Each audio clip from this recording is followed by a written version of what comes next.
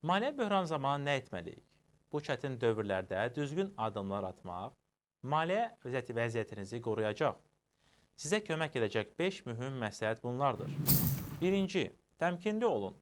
Ən vacib olan sakit qalmaqdır. Bazarın dalğalanmaları və qeyri-müəyyənlik sizi təşvişə salmasın. Panika vəziyyətdə yanlış qərarlara verə bilərsiniz. 2. Diversifikasiya edin.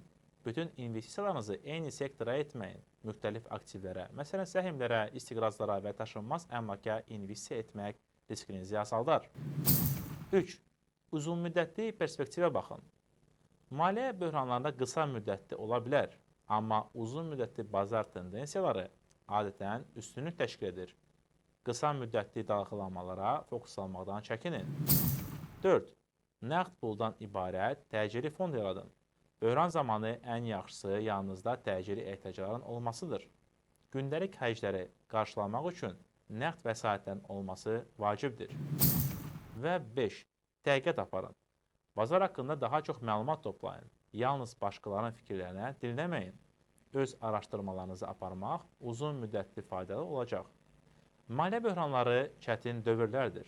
Amma doğru yanaşma ilə bu dönəmi də uğurla keçmək mümkündür. YouTube kanalımıza bu mövzuda ətraflı videomuz var. Bəs siz kriz vaxtı nə etməyi düşünürsünüz?